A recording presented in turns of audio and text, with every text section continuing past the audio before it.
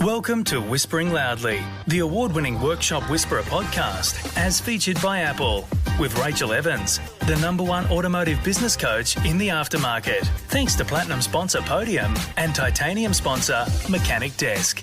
Whispering Loudly is a Workshop Whisperer podcast. Hello, I'm producer Mel, and today we have Rhiannon Tracey on the show. We're so excited about it. Rhiannon has an incredible story. She had an accident and her story's been an inspiration to many people, both affected by disability or injury, as well as giving everyday people a healthy serve of motivation. Rhiannon Tracey looks to help and inspire and is determined to see change in the options given to people with spinal cord injury. She is the founder of the Next Step Spinal Cord Injury Recovery Centre, a not-for-profit organisation dedicated to providing the best recovery options in Australia. Rhiannon is a young woman who has always had dreams and aspirations, set about to find a way to achieve them, even though they had been slightly modified due to her physical disability. She was destined to show the world that there is far more to her ability than her disability, and we're so happy to have her. Thank you so much for coming on. Oh, thank you so much. I'm excited to be here. Awesome. Thank you, Rhiannon.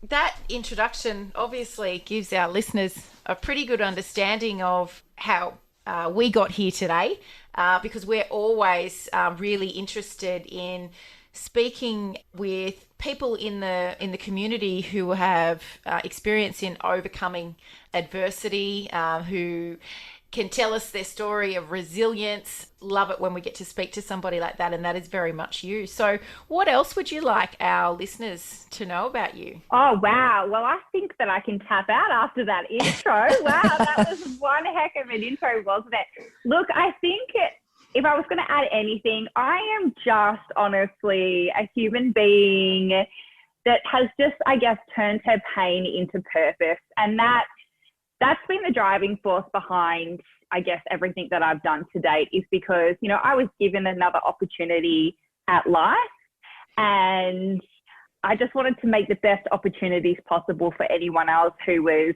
on any kind of journey. And I didn't want trauma to be the initiation of people's journey to improve their quality of life, whether they, you know, have a disability or not. You know, it stands for able-bodied people as well. So for me, it was just about creating the best life possible for myself and giving myself a reason to get out of bed every day and providing those options that weren't available for me in the early days of my injury. And I imagine that there's a certain level of vulnerability that you need to be able to express and do express in the course of the work that you do every day.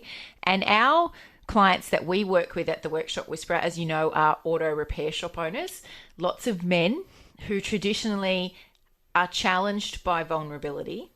What do you recall is the point in time when you thought you really needed to be vulnerable and you really needed to ask for help because you knew you couldn't do it on your own? Look, from a personal perspective, if we're talking about vulnerability, I guess for me, I've always been someone that always has put, you know, grief into a project.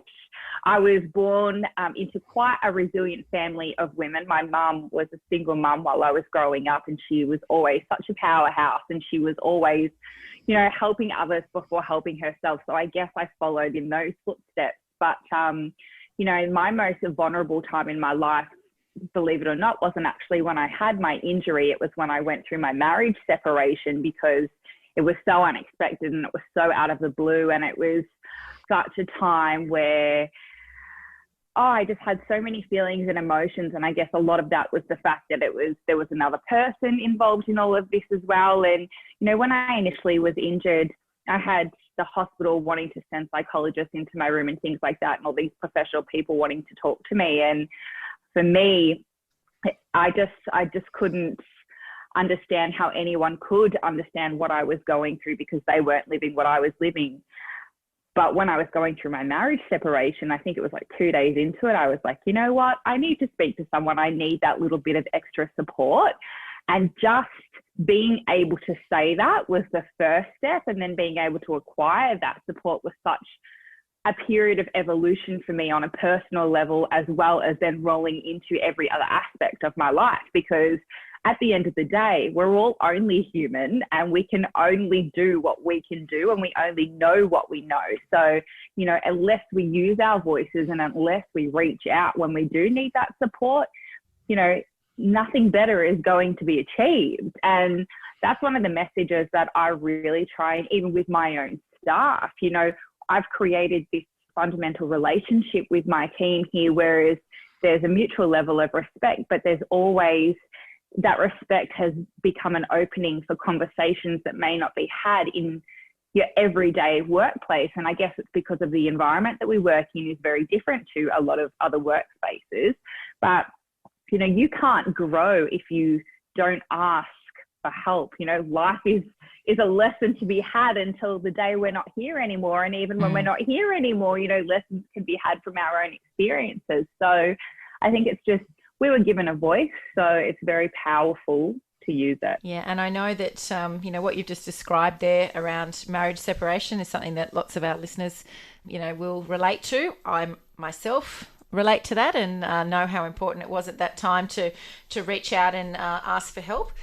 You know, your point is just so spot on in general. You know, asking for help is the way that you move beyond, if it's a simple business issue that you don't know how to handle, right through to, you know, life's greatest challenges. I think if you look at our ego kind of like is the devil on our shoulder, and then we've got the angel, which is the vulnerability side, and they're always fighting against each other. But I also really feel that, you know, ego sometimes can just be you know, direction to where we need work.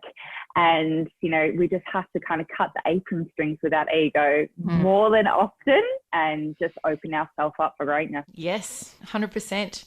So what inspired you to start the Next Step Spinal Cord Injury Recovery Centre? Well, my own journey, I guess I was injured at 20 with my spinal cord injury. And there was just a severe lack of options for somebody who was living with initially a spinal cord injury. Now it's kind of all neurological conditions that we deal with here. But I just wanted to improve my quality of life. And the mentality with you know, a regular rehabilitation facility would be to get you independent and I guess healthy enough in your wheelchair and send you on your way. And I remember when I was in hospital, a lot of the nurses would say to me, you know, the real rehab starts when you leave here. And it was just a constant battle for me when I was an inpatient, because I was always wanting to do more. I understand now that, you know, the hospitals serve a purpose and everything that was happening was in there definitely served a purpose, but it was quite a frustrating experience, and it's one that we hear far too often. So I just wanted to be able to create a facility that had options for people who wanted to recover. Now, recover is such a broad term, because initially when I was first injured, all I cared about was walking again, which is pretty standard for somebody with this injury. We quite often forget the little aspects of life that we take for granted, like just being independent.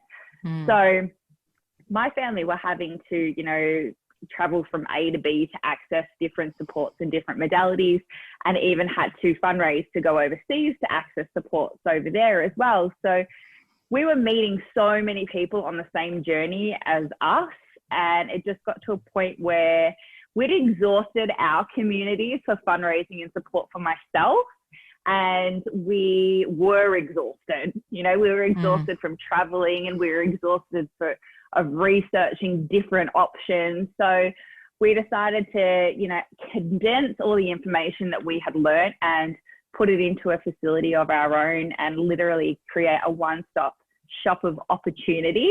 And that's what it is. It's a very holistic approach to recovery, and it's not just for spinal cord injury. Like I said, it's anybody really, even able-bodied people who want to improve their quality of life. It's about having that access, those options, and definitely that support. And that was my inspiration. It was the things that I didn't have that I wanted to ensure other people could have. And what is the next steps with, pardon the pun, the next step?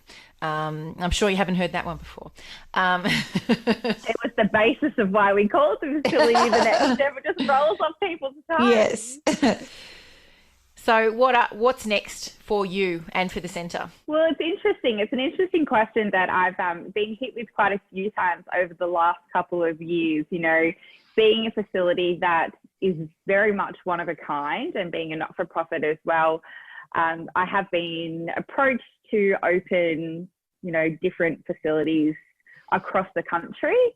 And it's something that I've kind of toyed with a little bit, but then I've got to come back down to earth and realize that I'm only one person, and I'm a huge aspect of why this facility is the way it is, because I am somebody living with this injury every single day, and I'm the driving force behind why we do what we do. So this injury itself is a full-time job, and then add on, you know, running a business full-time and all the other hats that I wear.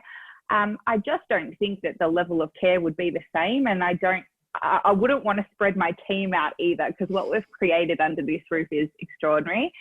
So the next thing for us is definitely to find a bigger space, because we're pretty much at capacity here. I'm actually sitting upstairs in our wellness space. We've built a second story 2 years ago, which is kind of like our communal hub space that has all our holistic modalities, and then downstairs is our gym floor area. So we definitely need a bigger space, and we definitely are out there searching for, you know, new research and new opportunities, new technologies. We have partnered with Griffith University to be part of the clinical trials for stem cell research. So, you know, there's always things happening, and the beauty of what I've created here is, from staff to our athletes, we're all growing together. Definitely agree. I think you touched on something really important in there, in that, you know, you could explore all of these opportunities around the country, but you've really become aware of your own limits and the reasons why your business works so well. And that's something that our auto repair shop owners should also take into consideration. In their world, they might see that they have one site that works really well and think, oh, I want to open another workshop, and then maybe I'll open another one. And I've seen more times than I can count that when the owner is spread across a second site or a third site, that the experience of the team in those other sites, as well as the customer, is diminished from the original one. So it's a really important point that you brought up there, that you are very aware of why things work the way they do and your part in that. Absolutely. And that in itself was a real growing experience for me, because initially when we opened the next step, almost 8 years ago now, it was hard for me to have my face out there and be the founder. And you know, it felt like I had to do a lot of things that made this facility look like it was for me. And it was just that was never the case. And I guess that was my own personal struggle that I needed to get through. And at that time, it was actually my mum running the facility, because she's the co-founder. And we, you know, we're in the very, very early days of, you know, having this centre, and still learning so many things. You know, we didn't even have the clientele that we have now. I realised over the years that my being here is just so much more than just running a facility. It's, you know, I'm now a qualified life coach purely for the fact that I literally fell into that role within both my team and our team of athletes here. You know, I'm the one who is driving, and I'm the one that's looking after and nurturing what we have here. And, you know, it's really important when you're the face behind any brand to acknowledge that you are the reason that your business or your brand is going to work, or it's not. And if you don't have the passion and you don't have the enthusiasm behind it, how can you possibly drive it to success? Yeah, 100%. Join our free Facebook group, Your Profitable Auto Repair Shop, and join in on the conversation with auto repair shop owners just like you globally. So just in finishing, Rhiannon, there's obviously when you sustain an injury like you did, and all throughout life, there's certain goals that you're going to set to get yourself back on track or get you to where you want to go. And it requires a certain mindset in order to achieve them. What's your advice for our auto repair shop owners out there when it comes to setting and achieving goals? Don't take no as a negative. It is such an opportunity to drive harder and to, I think rejection is the universe's protection as well. And when I say that, I'm very spiritual. I'm not very spiritual, but there's definitely a spiritual aspect towards me. But I do believe that, no is such an opportunity for something better. And I think we so often forget that because we're hit with rejection when we hear those words. Now, for me growing up, I never did well with the word no. Never, ever. And I think that translating that into my recovery journey myself, forget the business side of things, it really was every time I was hearing the word no that I would say to my mum, I would say to my friends, okay, well, that's enough ammunition for me to push harder. And I found that has translated into business as well, and every aspect of my life, because when I'm told no now, instead of, having a moment of sadness or however you want to handle that emotion, I'm like, okay, well, you literally get to sit with that for about a minute, and then you realize, okay, no, it's a no for a reason. It means that there's something better, or it means that I need to kind of, come back and work out how to approach this differently. So accept those no's, but use them as your driving force to a better yes. I love that. And everything and everyone is for a reason. Absolutely. I used to hate hearing that when I was in hospital, but I am a true believer of that now. Even, it pains me to say this because I've just experienced some loss this week. We actually had one of our beloved athletes pass away this week, and I found myself wanting to say so many times, everything happens for a reason, and that I'm really cautious of who I'm saying that to and how that can be taken. But, I meant what I said earlier, even when we're not here, our life can leave a footprint. It can leave a legacy. It can leave, further room for development or growth or change, or whatever you choose when you are on this earth is, what you want to leave behind. So for me, my stories won't stop. My legacy will continue to flow. And I definitely know that what happened to me happened for a reason, because without that, all these lives that have changed in the last 12 years, wouldn't have had the options that they have now. So that's what gets me out of bed every day. Take a smoko and review us on your Apple Podcast app or wherever you listen. Well, Rhiannon, congratulations on what you have achieved with the centre, and we wish you all the best for where you take that into the future. Thank you so much for joining us on Whispering Loudly. It's been a pleasure to have you on and learn a bit more about your story. Thank you so much. Happy Friday. Yes. And if you want to hang out with a bunch of like-minded auto repair shop owners, then jump over to Facebook and search up Your Profitable Auto Repair Shop. That's the Workshop Whisperers free Facebook group for auto repair shop owners all around the world. See you next week. Thanks for listening to Whispering Loudly, the award-winning Workshop Whisperer podcast, as featured by Apple with Rachel Evans, the #1 automotive business coach in the aftermarket. Thanks to Platinum sponsor Podium and Titanium sponsor Mechanic Desk.